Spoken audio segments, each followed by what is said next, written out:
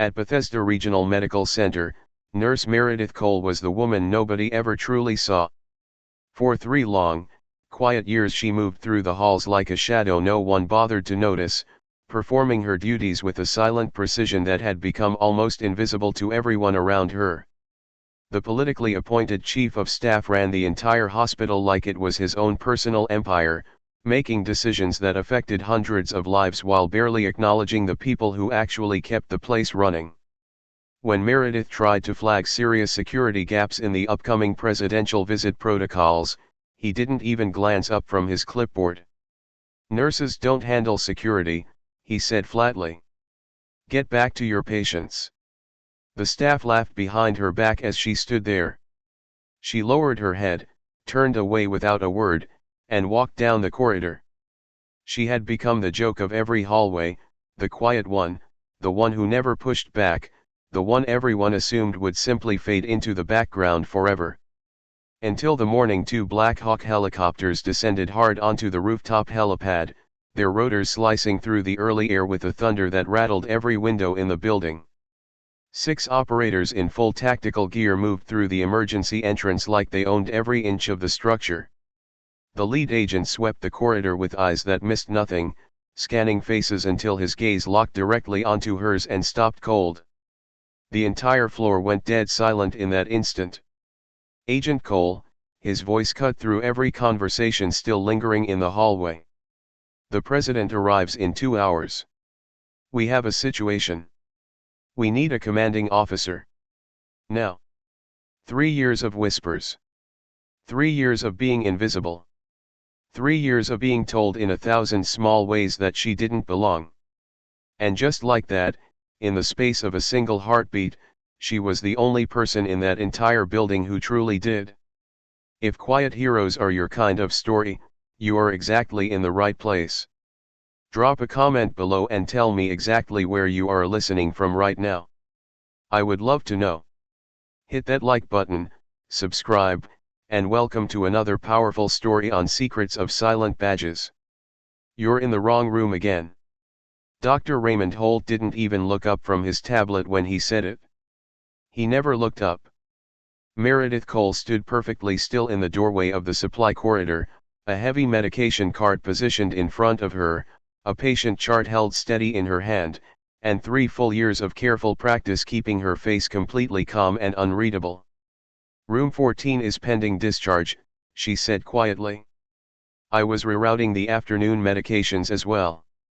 "I didn't ask for an explanation," he replied, swiping something across the screen without raising his eyes. "I asked you to stop cutting through the administrative wing. It is disruptive." "The east hallway is blocked by the maintenance crew," she answered evenly. "Use the stairs." He walked past her without another word, as if she had already disappeared from his world. The cart was heavy that day. The stairs added 4 long minutes to every single round.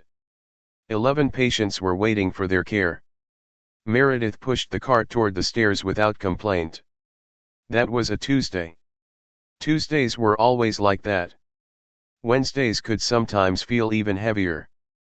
3 years, 2 months, and 11 days at Bethesda Regional Medical Center. Meredith knew the layout of every single floor as intimately as she knew her own thoughts. She knew which supply closets were mislabeled, which elevators ran slow on purpose, which overnight residents ordered coffee at 2 in the morning and then forgot to replace the pot. She knew the building the way she had known every other building she had ever worked in, completely, quietly, from the inside out. She was 38 years old, 5 feet 6 inches tall, with ash blonde hair pulled back into a loose knot that was never quite neat enough to look intentional and never quite messy enough to draw any real comment. Her hazel eyes caught the light in a way that sometimes made people pause for half a second and then look away, unsure exactly why the moment had unsettled them. A faint scar ran along the left side of her jaw, thin as a seam, barely visible unless the light hit it at precisely the wrong angle. Most people never noticed it at all. The few who did never asked about it.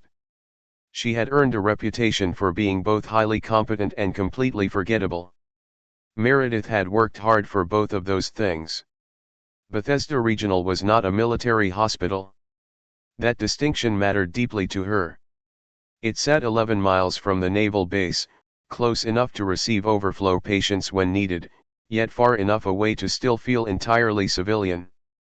The staff was a careful mix of former military medics who had transitioned into civilian life, nurses who had never been anywhere near a uniform, and administrators who had learned the word protocol in business school and now used it like a weapon.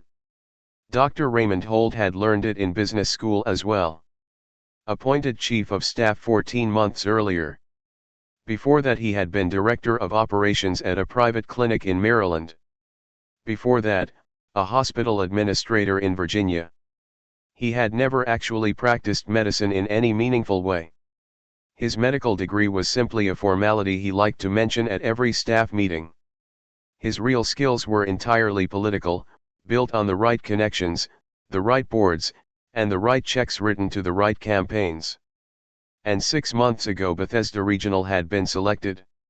Selected as the emergency medical backup site for a presidential visit.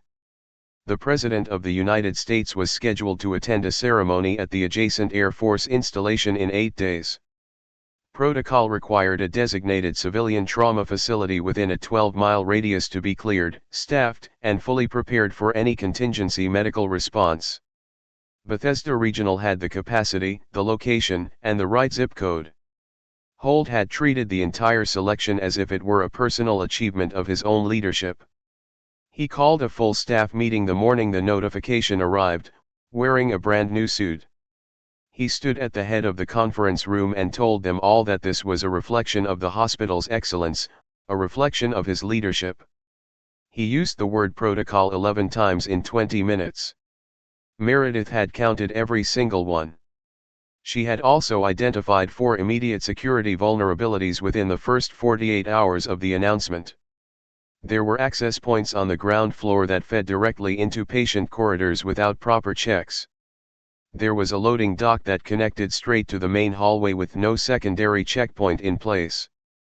There was a service elevator that required no badge after 6 p.m. because of a systems update that had never been fully implemented. And there was a staff credentialing process that looked thorough on paper but was almost completely unverified in actual practice. She wrote it all down in one concise page and left it on Holt's desk on a Thursday morning. He called her into his office that same afternoon. Meredith stood across from his desk while he held the paper like something that had been delivered to the wrong address by mistake. "Where did this come from?" he asked. "I wrote it," she replied. "You? A floor nurse?" He set the paper down with a faint smile. "I noticed some gaps in the current protocols," she said. "Given the timeline." "Gaps?" He repeated the word the way people repeat words when they find them mildly amusing. "You walked the building and decided you found gaps?" "Yes. In a security assessment prepared by a federal advance team." Meredith said nothing. "Do you know what an advance team is?" She knew exactly what an advance team was. She had run advance teams herself. She had trained the people who ran advance teams. She had stood in rooms far smaller, far colder, and far better lit than this one and briefed people with far more authority than Raymond Holt on threat matrices that would have turned his hair completely white. "I understand the process," she said simply. "Then you understand this isn't your department," he answered. He slid the paper to the side of the desk. "Nurses provide patient care. Security is handled by people who are trained and authorized to handle it. That's not a criticism. It's just how things work. The loading dock is not your concern." He picked up his tablet. The meeting was over. "Get back to your floor." She got back to her floor. That was 6 days ago. The loading dock still had no secondary checkpoint. Medication rounds finished at 4:40 that afternoon. Everything was documented. Labs had been cross-checked on 2 patients. An abnormal potassium result was flagged for the on-call resident. In room 9 a post-surgical dressing was changed with the kind of focused efficiency that made the patient exhale in relief and say, "You've done that before." A few times, Meredith answered softly. The patient was a retired school teacher named Gerald, 71 years old, recovering from a hip replacement. He had a son in the army and a daughter in dental school, and he talked about both of them constantly. Meredith had learned their names without even trying. "You always do it without looking at the clock," Gerald observed. "Most of the nurses look at the clock." "I don't need to." "What's your hurry today? You seem—" He paused, watching her hands move across the dressing with practiced care. Focused. The last edge was smoothed flat and pressed down gently with 2 fingers. "8 more rooms," she said.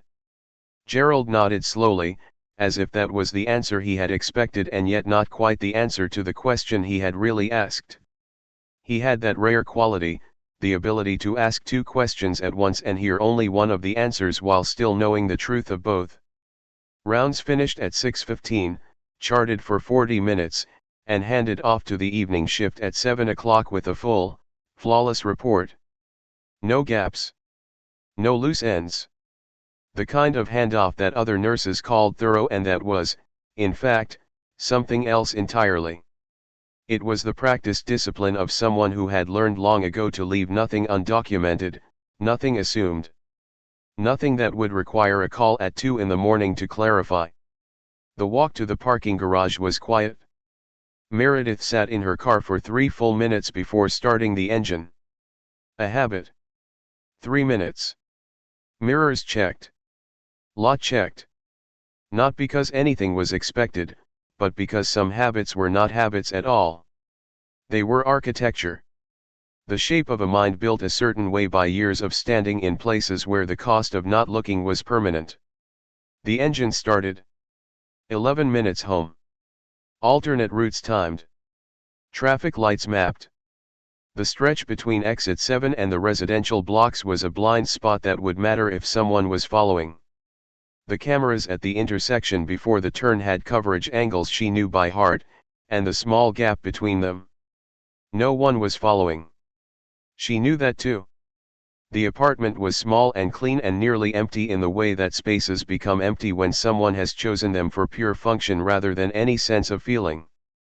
A couch, a table, 2 chairs, books on a shelf organized not by genre or author but by size, because she had learned long ago that a disorganized shelf attracted questions from visitors, and Meredith did not want questions. Dinner was made quickly. She ate standing at the counter because it was faster and required no decision about where to sit. An hour of reading followed, a journal, never fiction, nothing that pulled too hard on the mind. At 9:47 p.m. a phone buzzed. Not the personal one. The other one. Kept in the drawer beneath the kitchen counter, beneath the cutting board that was never used, in a space she had verified on move-in day was completely invisible from the doorway. She set the book down. Crossed the kitchen.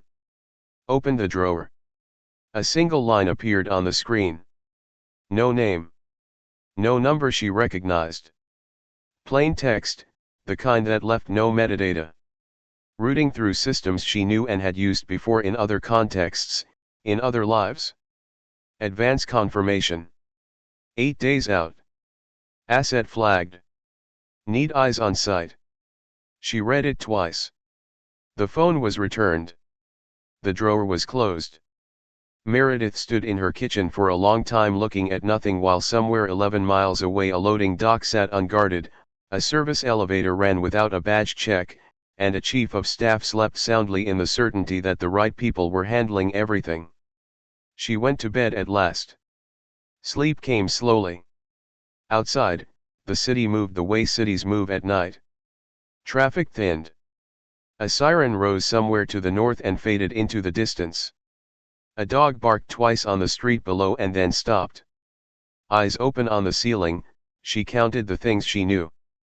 The hospital floor plan, every corridor, every junction, the shift schedules and which rotations left which doors unmonitored for which windows of time, which staff members were diligent and which ones were tired and which ones had developed the particular kind of blindness that comes from doing the same job in the same building for too many years.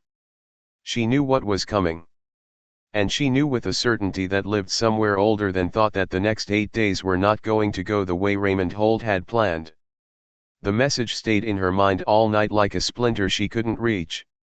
Not the words themselves. Those had been processed in the first 10 seconds. Asset flagged. Eyes on sight. Meredith knew exactly what that meant. She had written messages like that herself years ago in different rooms for different people who were paid to worry about different things.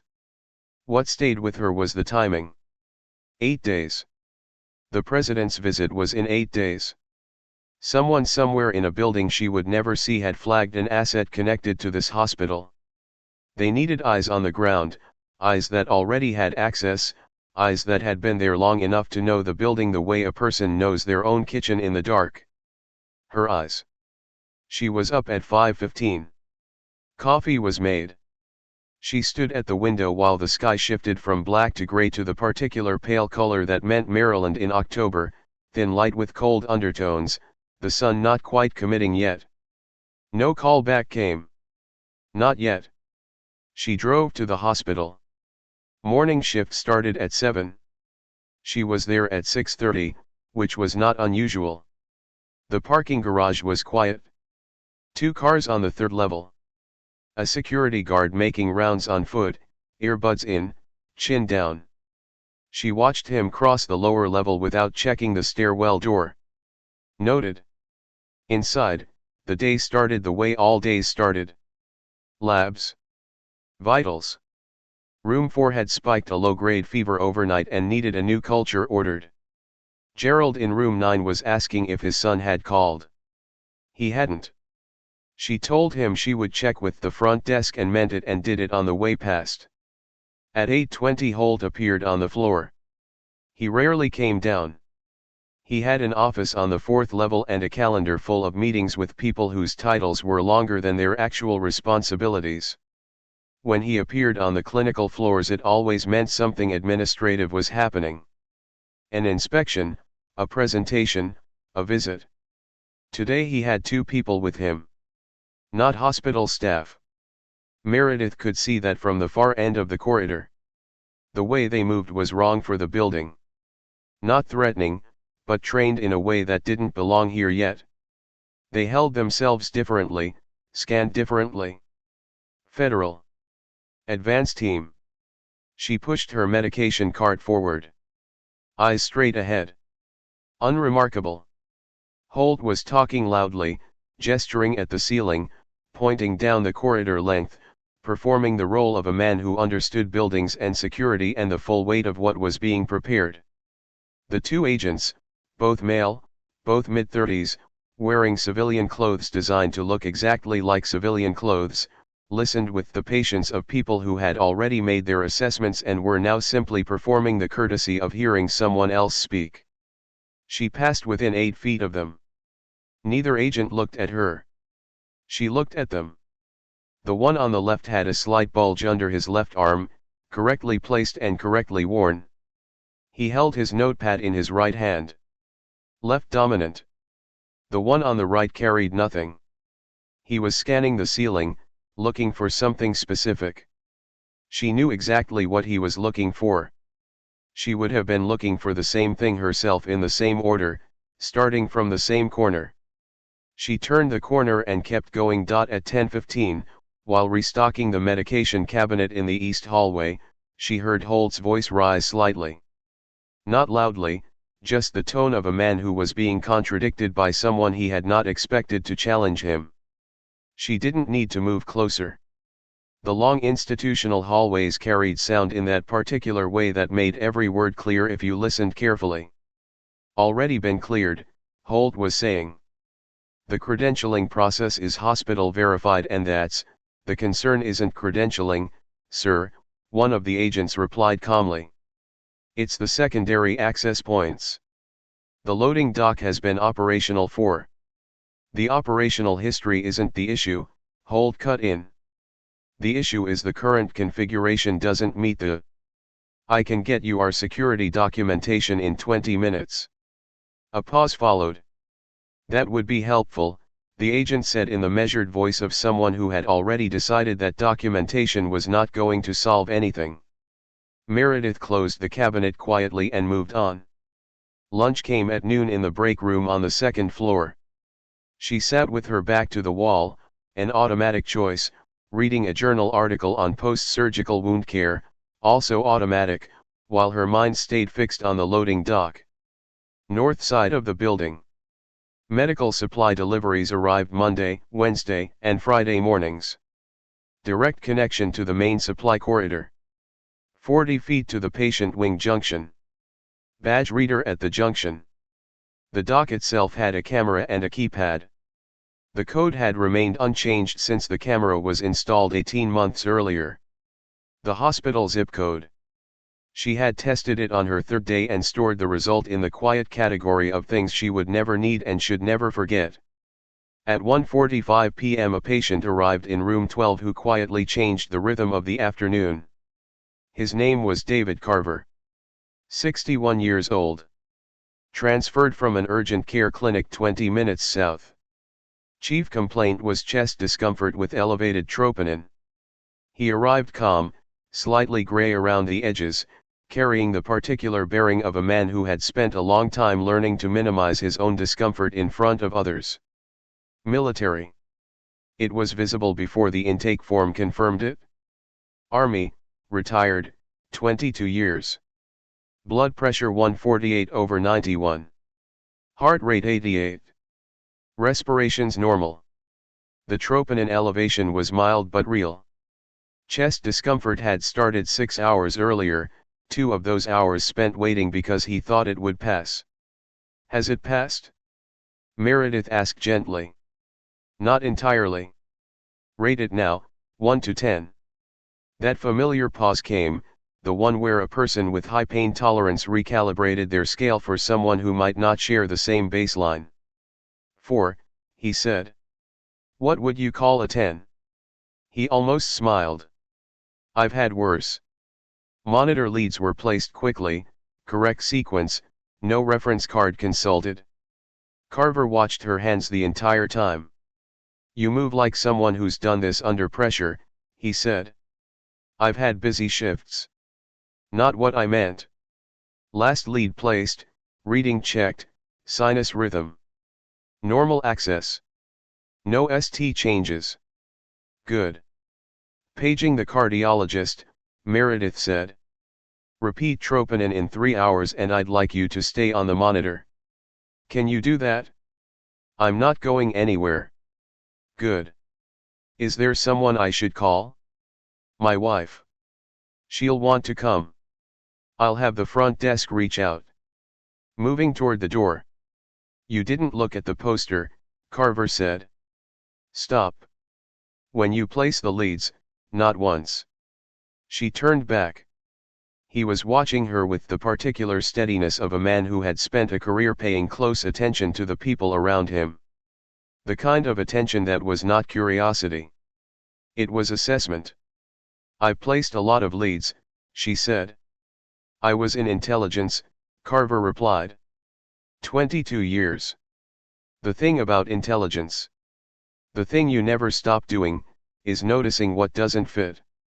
And you, Nurse Cole, don't quite fit. She held his gaze for one even moment. I'll get the cardiologist order in, she said. Order entered at the nursing station. Then 4 seconds standing at the counter looking at nothing. 4 seconds was enough. Carver was pattern matching. He had noticed something and flagged it. That was all. Not a threat. Still, her thoughts returned to the loading dock. At 3:30 she walked the north corridor, past the supply junction, past the badge reader, through the double doors into the service hallway, loading dock entrance, keypad, camera above it, indicator light green. The bracket holding the camera was slightly loose on the left side. Half a centimeter. Barely visible. She had walked this corridor 4 times in 3 years and had not noticed that before. Someone had been at this camera recently. Nothing touched. She turned around and went back to the floor. At 4:55, inside the single-occupancy bathroom near the second-floor stairwell, door locked. Second phone out. 4 words typed, loading dock camera compromised. Sent. Phone put away. Hands washed. In the mirror for one moment, ash blonde hair slightly loose by late afternoon, hazel eyes that looked, right now, less like the eyes of a floor nurse and more like something she had worked very hard to bury under 3 years of quiet routine. The phone buzzed once. Taken out. 2 words. We know. The rest of the afternoon remained ordinary in the way that afternoons could be ordinary while everything underneath them quietly shifted. Gerald asked about his son again.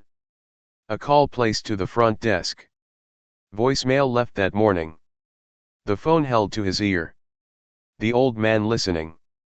And Meredith in the doorway thinking about a camera bracket moved half a centimeter. About who had moved it? About what they had been looking for. 8 days. Shift ended at 7. Handed off clean. Drove home. 3 minutes in the car. The mirror check skipped. She already knew what was out there. Carver came to mind. 22 years in intelligence. Eyes that missed nothing and said so plainly. Then the agent arguing with Holt about the loading dock. 2 words. We know.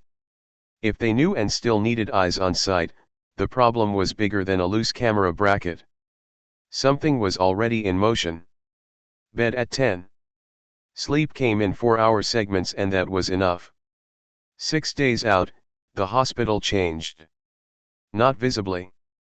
Nothing that would register to someone not paying attention. Same patient census. Same staff rotation. The fluorescent lights in the east corridor still flickered. Maintenance had been promising to fix that for 4 months and the promise had acquired the texture of something nobody actually intended to do. But the building felt washed. Meredith recognized it the way you recognized a sound heard before in a context you'd rather forget. A low-level attentiveness in the air. More people moving with purpose through spaces they had no clear reason to be in. A utility van in the parking structure on the second level. Utility markings. Parked in the same spot for 2 days. Utility vehicles rotated. They didn't park and stay. Noted on day 1. Not mentioned to anyone. The advance team came back. Same 2 agents plus a third. A woman, late 40s, silver hair cropped short. Visitor badge on a lanyard she held slightly away from her chest in the unconscious way of someone who found visitor badges irritating. She moved differently than the other 2. Slower. More deliberate. She stopped at junctions. Looked at corners. Paused at doorways before entering. She was reading the building the way it needed to be read. Meredith recognized the methodology. Kept her distance. At 10:40 the woman stopped outside room 12. Carver was still there. Cardiologist had ordered 48-hour observation after a second mild troponin elevation. Stable. Mobile. Mildly impatient. Spending his time reading and refusing to admit the situation worried him. The woman looked at the room number. Then at the chart rack outside the door. She didn't touch it. Just looked at it with the focused attention of someone filing information. Then she looked down the corridor. Her eyes found Meredith and stayed there for exactly 2 seconds. Not a casual glance. A cataloging. Gaze held. Then back to the medication cart. Morning round finished without incident. At noon, Holt called a department heads meeting. Meredith was not invited. She heard about it from Patricia on the way to the elevators. He's telling everyone it's routine coordination for the visit, Patricia said. 20 years at Bethesda Regional. The kind of institutional memory that knew where every skeleton was buried and had opinions about the burial methods. Half those people have never been in the same room as a federal agent before and you can hear them from the hallway. Nervous? Meredith asked. Excited, Patricia said. Which is worse? Nervous people slow down and double check. Excited people stop seeing what's in front of them. Meredith thought about that on the elevator. About a building full of people who were excited and a building full of other people who were counting on exactly that. Back on the floor at 1 o'clock. And Carver was standing in the hallway in his hospital gown, arms folded, talking to the woman with the silver hair. Meredith stopped at the far end of the corridor. They were speaking quietly. Carver's posture was different from how it had been in the room. Straighter. The guardedness he had carried since admission was gone, replaced by something looser, more settled. He looked like someone who had found solid ground beneath uncertain footing. The woman saw Meredith stop, said something brief to Carver, then looked up. Carver looked over. He smiled. Not warmly, but specifically. The smile of someone who had just received information they found useful. Meredith walked forward. "Nurse Cole," Carver said. "This is Agent Reyes. She has a question for you." Reyes turned fully. Dark eyes. Very direct. Extended hand. Grip calibrated, not aggressive, not performatively soft. Exactly what it needed to be. "Mr. Carver speaks highly of you," Reyes said. "He's a generous patient. He says you placed 12 lead EKG leads without consulting the reference card under 40 seconds. Meredith said nothing. "He also says when you left his room the first time, you checked the hallway in both directions before walking. Not a casual look, a check. 360 awareness. One smooth motion. It's a busy floor." "It is," Reyes said. "Can I ask where you trained?" "Johns Hopkins School of Nursing. And before that, Community College in." "That's not what I'm asking." The hallway was quiet. A call light went on somewhere to the right. She heard it and did not look. "I should get back to my patients," Meredith said. Reyes reached into her jacket pocket. A card. Plain white. Name. Phone number. Nothing else. Held out with 2 fingers. "If you think of anything useful," Reyes said, "about the building, the staff, anything that seems off to you." A pause. "Your observation about the loading dock was accurate. By the way, we've addressed it." Card taken. "Back to work. Bathroom at 2:15. The card examined carefully. Standard stock paper. 202 area code. Washington. No title on the card, which meant something important. She slipped it into her pocket and returned to work. At 3:01, mid-dressing change in room 7, the overhead PA activated suddenly. "Security to main entrance." Security to main entrance. Uncommon, but not rare. Usually a difficult family member. Occasionally a patient. Dressing taped. The woman recovering from knee replacement looked at the ceiling. "Think it's something bad?" she asked. "Probably not," Meredith answered calmly. At the corridor door, the stairwell at the far end was propped open. Small rubber doorstop at the base. That door used a magnetic lock that disengaged during fire alarms. It was not a fire alarm. 3 seconds of looking at the doorstop, then walking toward it. Stairwell empty. 1 flight down. Ground floor door also propped. She pushed through into the service corridor. A man at the far end near the supply junction. Dark green maintenance coveralls. Hospital facilities logo on the cart he was pushing. The logo was wrong. Font weight off. The blue a shade too dark. She had walked past the real carts for 3 years and something in the composition had shifted in a way that most people would never catch and that she could not have explained in language that would satisfy anyone who hadn't been trained to look. Unhurried walk toward the nearest supply closet, inside, door left 1 inch open, watching through the gap. He stopped at the junction. Did not enter the supply room. Looked back the way he had come. Then took something from the cart, small, rectangular, black, and reached up toward the underside of the shelf bracket on the wall near the badge reader. That motion was familiar. Meredith had made that motion before. Different buildings, different countries, different devices on different surfaces for different purposes. The physical grammar of it was the same. Regular phone out. 2 photos taken through the gap. Then 2 more at a slightly different angle. The man replaced the cart panel, turned, walked back toward the stairwell. Unhurried, purposeful. Count to 30. Then out of the closet. The device was still there. Small, matte black, magnetic mount, seated where the bracket met the wall. A signal relay, the kind used to clone badge access data when a card was presented to the reader. Every swipe captured and transmitted to wherever it was going. Someone was building a duplicate access profile for this corridor. Nothing touched. Removing it would signal discovery. That could not happen. Not yet. Back to the stairwell. 2nd floor, single occupancy bathroom, door locked. 2nd phone out. Corridor J, badge reader, signal relay, placed in last 10 minutes, maintenance cover, cart.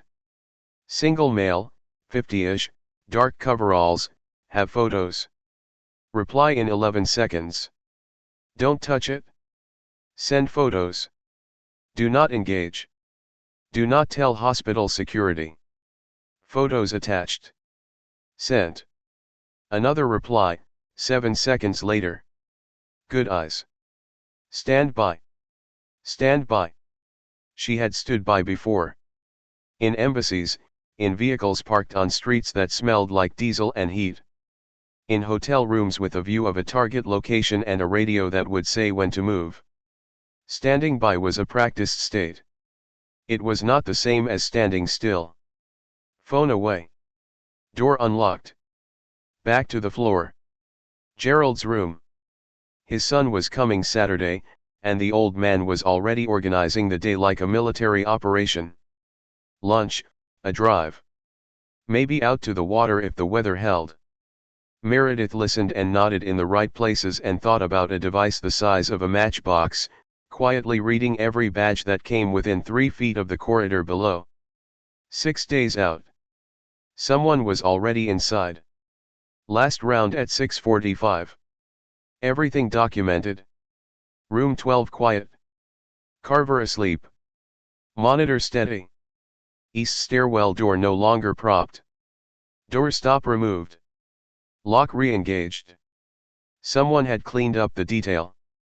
On the way out, 2nd level of the parking structure, the utility van was gone. In its place, a black SUV. Government plates. Tinted glass. Walked past without slowing. Home.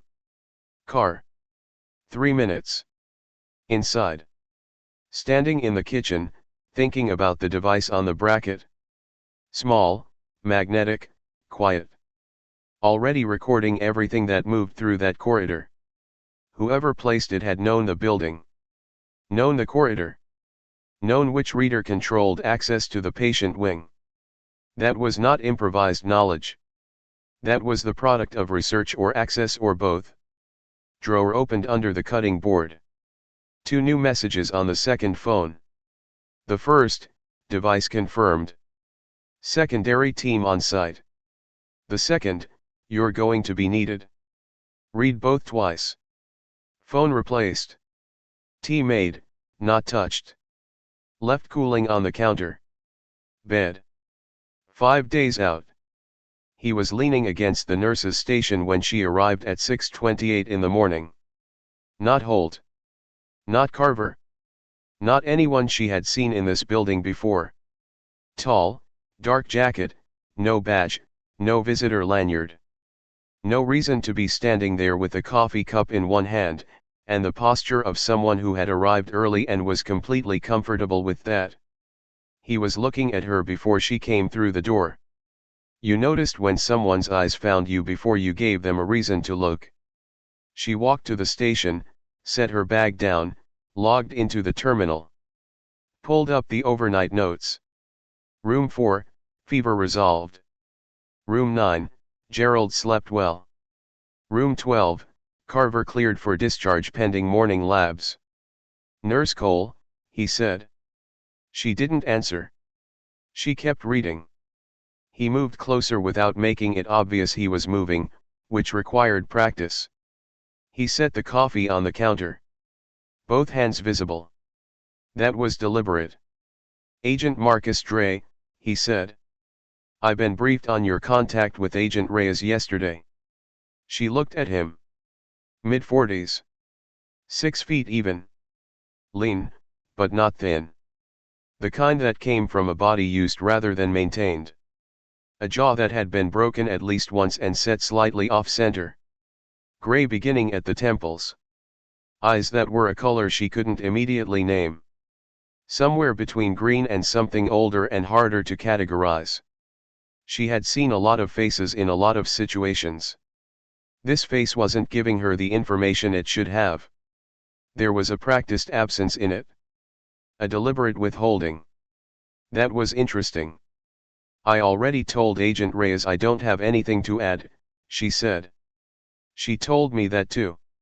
He picked up the coffee. She also told me what she said to you about the loading dock. That we'd addressed it? A pause. We didn't address it? Meredith kept her expression level. We flagged it, Dre said. There's a difference. Flagging means we know about it. Addressing means we've resolved it. The dock is still a vulnerability. We don't have the personnel to cover it continuously without tipping off whoever placed that relay that we're onto them. Then why are you telling me? Because the person who spotted the relay before we did is standing in front of me, and I'd rather have her aware than not. Overnight notes closed. Morning medication schedule opened. I'm a floor nurse, she said. I know what you are. The way he said it was not aggressive. It was not a threat. It was the quiet tone of someone stating a fact they had verified and were done debating. The corridor was still mostly empty. Patricia came through the far door. Badge on. Coffee half drunk. Nodded at Meredith without looking at Dre. Either hadn't seen him or had been told not to register him. 4 days, Dre said. That's the window. The device on the bracket is transmitting. Whoever placed it is building an access profile. They'll have enough data by the time the visit begins to clone any badge in this building. That badge gets them through the junction reader and into the patient corridor without triggering a single alarm. Have you told Holt? A pause. No. Why not? Because Holt's calendar has been accessed from an external IP address 3 times in the last 5 days. We don't know how much he knows. Don't know if it's careless security hygiene or something more deliberate. Until we do, the fewer people briefed, the better. She absorbed that. Holt's calendar. 3 times. Someone tracking his schedule. His meetings. His preparation timeline. Building a map of what the hospital knew and when it knew it. What do you need from me? She asked. Same thing you've been doing. Move through the building. Watch the corridors. If you see the man in the coveralls again, or anyone who doesn't fit, you send it to the number you already have. He picked up the coffee. And I need you to discharge room 12. She looked up. Carver's labs are clean, Dre said. He can go home. I'd prefer him before this gets complicated. Carver doesn't know about any of this. Dre looked at her with the expression of someone choosing not to correct a misunderstanding they found mildly entertaining. She thought about Carver's eyes, the way they'd tracked her movements. 22 years in intelligence. The conversation with Reyes outside his door. The specific quality of that smile when Meredith had approached. He knows more than he said, she said. He knows enough that I'd prefer him home. Note made. Dre pushed off from the counter. He was leaving. One more thing, she said. He stopped. Holt's calendar. Have you ruled out someone on staff? He looked at her for a moment without answering. It was a particular kind of pause. The pause of someone deciding how much of a real answer to give. "We haven't ruled out anyone," he said. Then he walked toward the elevator. His gait was even and unhurried and told her nothing she could use, which meant he was either very practiced at controlled movement or very aware of being watched. Possibly both. Back to the terminal. Hands steady. She hadn't noticed until just now that they had been this whole time. At 9 o'clock, David Carver was discharged. His wife, Helen, small, precise. 2 sharp questions about cardiac restrictions before she accepted the discharge paperwork. Not a woman who signed things without reading them, had come to collect him. Carver stood in street clothes in the corridor and looked less like a patient and more like himself, whatever that meant for a man with 22 years of classified work behind him. "Thank you," he said. "Follow up with cardiology in 10 days, Meredith said. "I meant for the other thing." She looked at him. He had his jacket on, bag in hand, the same careful attention in his eyes that had been there since the first hour. Something different in his expression now. Not suspicion. Closer to apology. "There are people in this building who know exactly who you are," he said quietly. "And there are people in this building who shouldn't know and are working very hard to find out." A pause. "Be careful which conversations you have in which hallways." He walked to the elevator with his wife. Meredith stood in the corridor and let the words settle. "Be careful which conversations you have in which hallways." The morning replayed itself. The nursing station. Dre's voice carrying just enough in that empty corridor. The direction of the nearest camera. The badge reader down the hall from where they had been standing. She turned and looked directly at the hallway camera. Angled correctly. Standard coverage. Standard. Walked past it 1,000 times and never looked at it directly. The indicator light was green. The relay on the bracket 2 floors below signal transmission. A device the size of a matchbox reading a badge through drywall from 3 feet if positioned correctly. A camera that was standard everything. And when had it last been calibrated? And what was it actually connected to? Patricia. Find Patricia. The break room. Sandwich and phone. Genuine lunch focus. The security cameras on this floor, Meredith said. Who manages the feed? Patricia looked up. Facilities. Why? When was the system last serviced? 3, 4 weeks ago. Big thing about it? They updated the network routing for the cameras. Something about the new administrative system Holt brought in. Network routing update. 3 weeks ago. Just before the presidential visit was announced. All floors. As far as I know. Patricia was fully watching her now. Meredith, what's going on? Nothing. Noticed a light flickering. Back to the floor. At 11:40, the stairwell door at the end of the corridor opened in a way that was slightly too fast for someone who belonged there. Count to 2, then look. A woman walking toward her. 30s. Dark hair. Scrubs the right color, wrong cut. Just enough off to flag if you were looking for it. Badge clipped correctly on the right side. Walk confident. Pace purposeful. She checked 3 room numbers, glanced at charts, kept moving. None of those rooms were her assignment.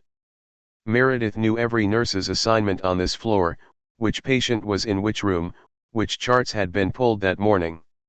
Message sent. East Corridor. 3rd floor. Female. Late 30s. Dark hair. Incorrect scrub fit. Badge clipped right side. Checking room 7, 9, 11. Not staff. 8-second reply. Copy. Do not confront. The woman stopped outside room 11, empty since that morning. She went in. Meredith counted to 15. She walked to room 11, Stopped outside the open door, looked in. Empty room. No woman. The window was open. Third floor. Fire escape to the service alley on the north side. The north side.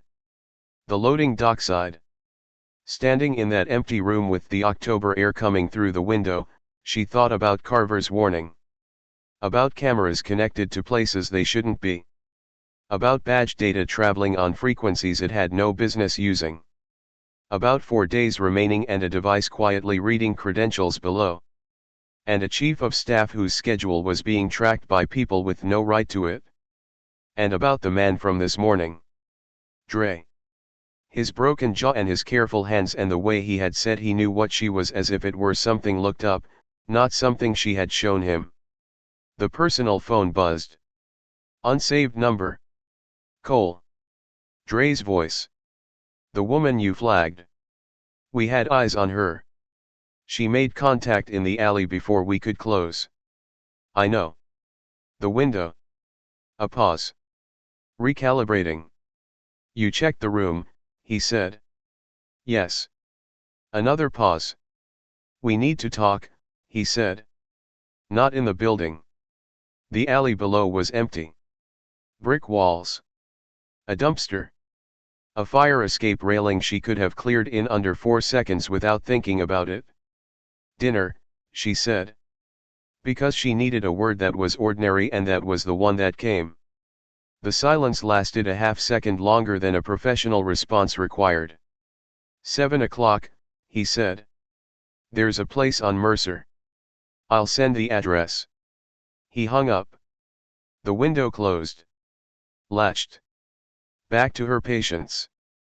The restaurant on Mercer was small and unremarkable in the way that places chosen for sensitive conversations were always small and unremarkable. No music loud enough to force projection.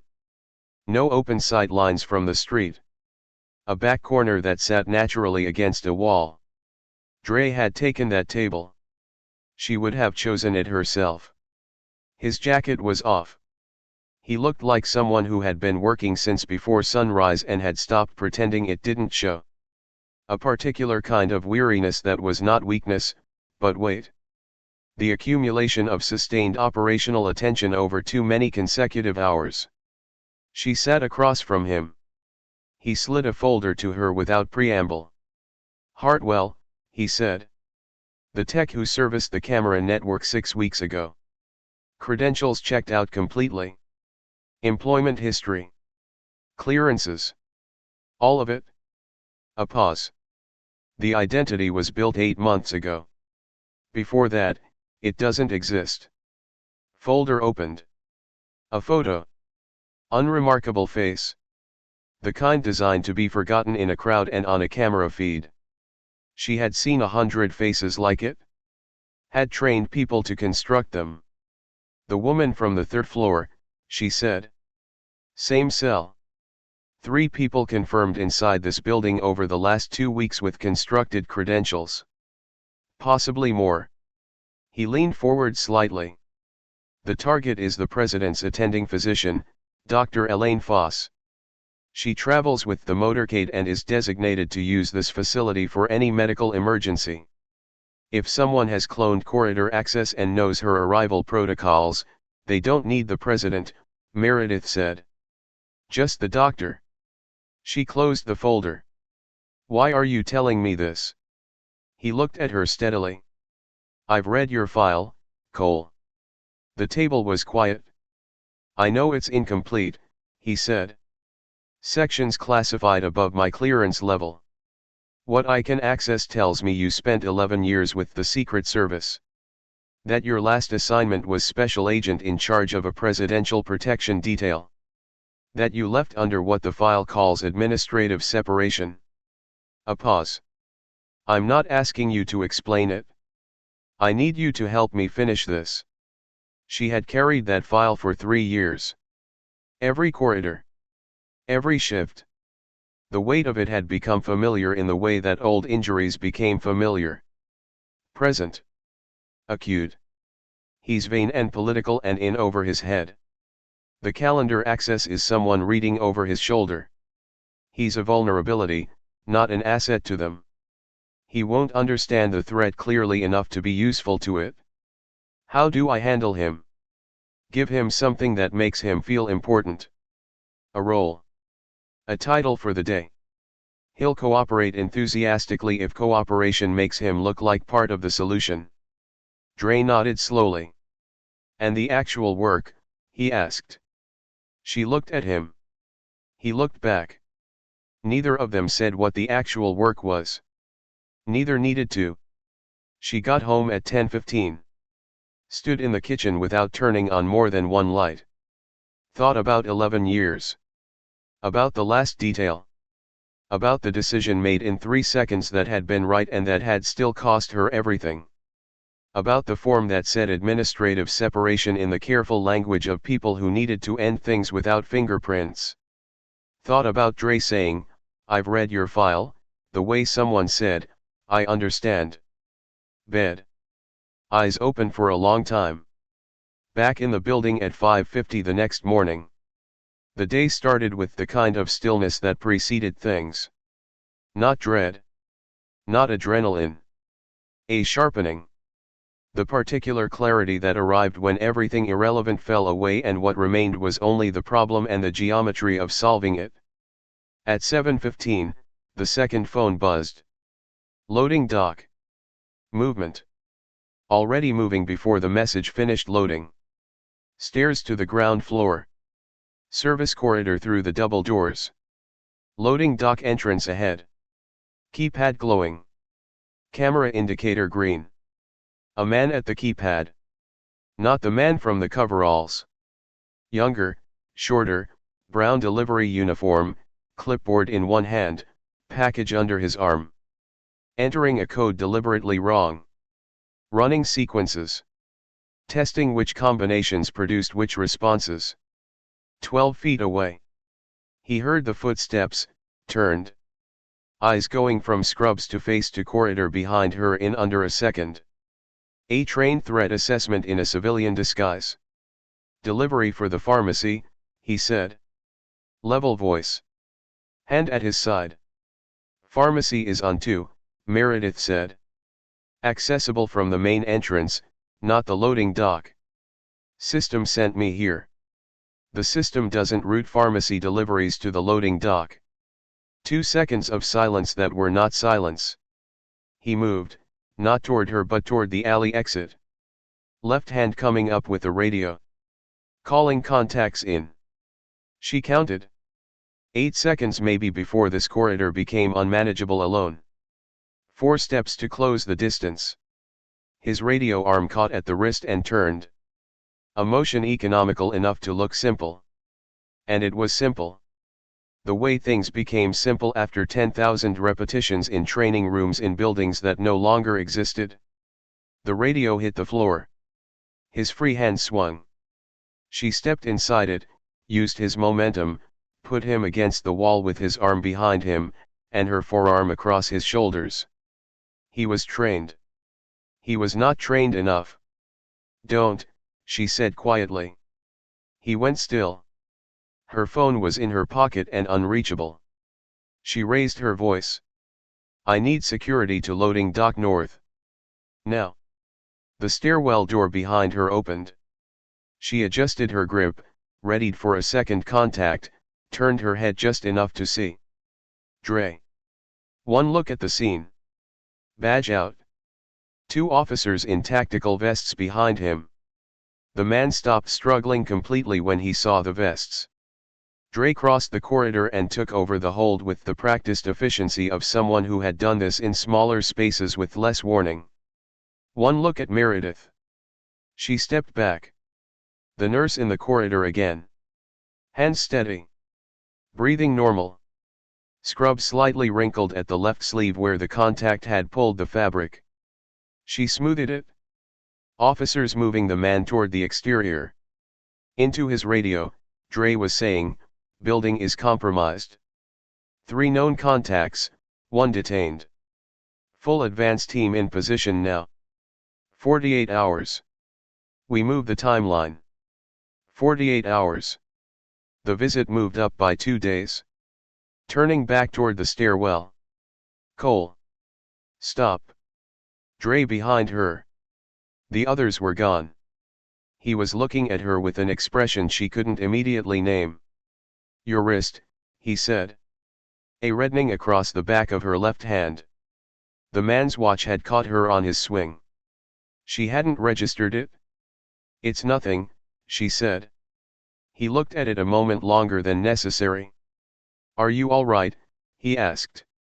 The question was quiet. Not procedural. Not debrief language. Just the question asked the way someone asked it when they actually wanted to know. She looked at him. 3 years of making herself small in hallways. 3 years of nodding and stepping back and taking the stairs because someone with a clipboard had decided that nurses didn't handle security. 3 years of being correct about things and being sent back to her floor. She was not small in this corridor. She had not been small for a single second of it. Yes, she said. I know, he said. I just wanted to hear you say it. She went back to her floor. At 8 o'clock, Holt called an emergency staff meeting. Best suit. Elevated color. The facility was being placed under enhanced security protocols for the next 48 hours. Federal agents present throughout the building. Staff to report any irregularities immediately. The word protocol used 7 times in 12 minutes. No mention of the man in the loading dock. No mention of the relay or the cloned badge scheme. No mention that someone had been patiently mapping this building for weeks with the specific intention of reaching a doctor who traveled with the leader of the country. Holt didn't know most of it. He knew enough to look like part of something important, which was all he had ever wanted. Third row, listening. Saying nothing. Thinking about 48 hours. About a back corner table in a quiet restaurant and a folder and a man who had read an incomplete file and asked her for the rest of it without demanding she explain herself first. About the form that said administrative separation. About what it had not said. 2 days.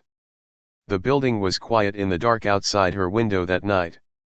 Already planning. The morning of the visit. The hospital woke up differently. Not louder. Quieter. The kind of quiet that had weight to it. The pressure of held breath. Of a building that knew something was coming without knowing what. Meredith arrived at 5:40. 2 additional vehicles on the ground level of the parking structure. Black. Government plates. She didn't slow down. Lobby. 3 people she had never seen before. Positioned at angles that covered every entrance without appearing to. Dressed like visitors. They were not visitors. Passed them without acknowledgement. Elevator to the 3rd floor. Dre was at the nurse's station. Hadn't slept. That specific kind of tired that came not from lack of rest, but from a mind that had been running at operational speed for 18 consecutive hours and was now shifting into something sharper. Not slower. The tiredness of a person who was fully switched on. She arrives at 1400, he said. Dr. Foss. Motorcade comes through the base and she'll be brought here directly by escort. If there's no emergency, she holds at the vehicle. But if there is one, main entrance, 2nd floor junction, patient corridor. He paused. The relay on the bracket was removed last night by the cell. They know we were watching. We let them pull it. She looked at him. We let them think they were cleaning up, he said. What they don't know is that we have their full access profile. Every badge sequence they captured. Every credential they tried. Arms folded. They're going to try to come in clean today. New credentials. Our assumption is they had a backup data source. How many people? We think 2. The woman from the 3rd floor is still in play. She was seen near the perimeter at 0530. The man from the loading dock. In custody. Not talking. He looked at her directly. I need you on the floor. Not as backup. Not as an extra set of eyes. As the senior protection officer on this corridor. Because that's what you are. The hallway was empty around them. 3 years of being told what she was not. Meredith straightened. It was not a dramatic motion. It was simply what happened when a person stopped holding something down. Tell me the breach points, she said. He told her. She listened the way she had always listened. Completely. Once. Without notes. Storing it in the order it would need to be accessed. When he finished, she asked 3 questions. He answered all 3. She nodded. That was the briefing. One more thing, he said. She waited. The administrative separation, he said. I pulled the classified portion last night. I have the clearance level for it. He held her gaze. I know what happened. Very still in the corridor. She knew which section he meant. Had written part of it herself in a room with 2 lawyers and a review board that had the authority to end her career. And had exercised that authority with the careful language of people who needed no fingerprints on the blade. A call made in 3 seconds that had saved 3 lives and ended any possibility of ever working a detail again. She had been right. It had not mattered. Being right and being protected were different categories, and she had learned that at the cost of everything she had built. I'm sorry, Dre said. That should not have happened to you.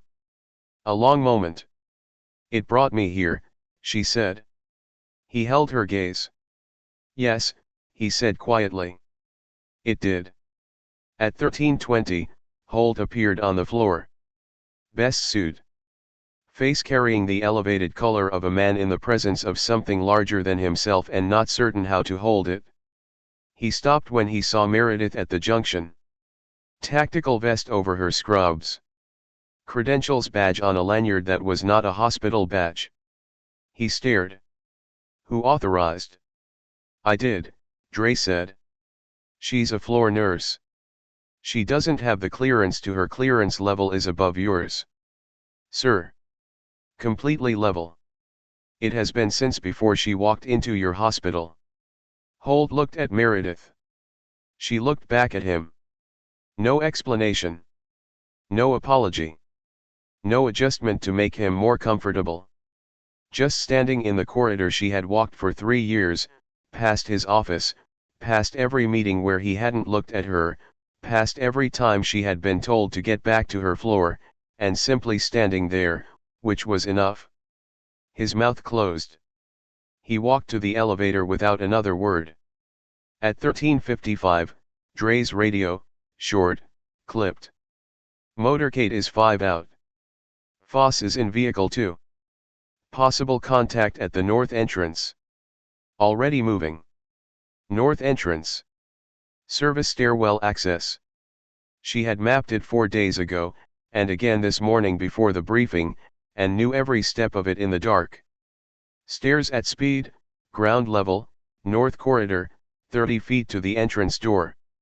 The woman was already inside. A badge. Cloned from a secondary relay somewhere the team hadn't found. They had rebuilt their profile after the first device was pulled. Smart. Expected. Moving fast toward the junction, something low and close in her right hand. 20 feet back and closing. Nothing said yet. The geometry calculated. Corridor length, closing speed, the junction ahead. If the badge worked, she would be through in 4 seconds. 20 feet covered in 3. In from behind and to the left. Controlled intercept. Hand on the woman's wrist before she could process the contact. Object controlled. Body turned away from the reader. She was trained.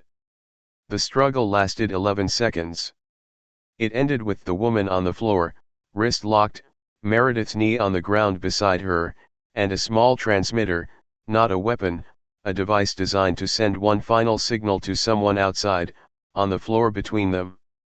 2 officers from the east end of the corridor at a dead run. Dre from the stairwell 15 seconds later. He looked at Meredith, at the woman on the floor, at the transmitter. She had a secondary relay, Meredith said. Somewhere on this floor. We need to sweep the East Corridor badge reader before Foss enters the building. Already on it, he said. Then he looked at her again. Longer this time than the situation required. She stood, scrubs wrinkled, left knee scuffed from the floor, credentials badge twisted on the lanyard, straightened it. At 14:12, Dr. Elaine Foss entered the building. No emergency. The president had not required medical support. The visit had concluded without incident at the installation.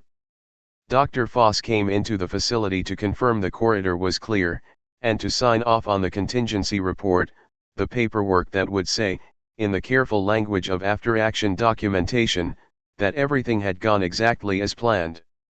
She was a compact woman in her 60s, precise and unhurried in her movements, carrying the particular quiet authority of someone who had spent decades in rooms where calm was the most important thing anyone could offer. She stopped when she saw Meredith standing at the junction.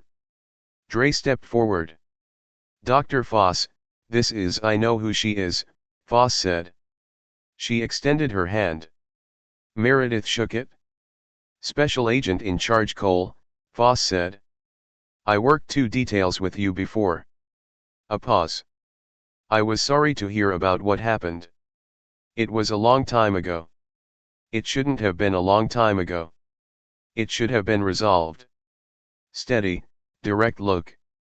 There are people in the service who have been trying to have that file reviewed for 2 years. The right people now know where you are.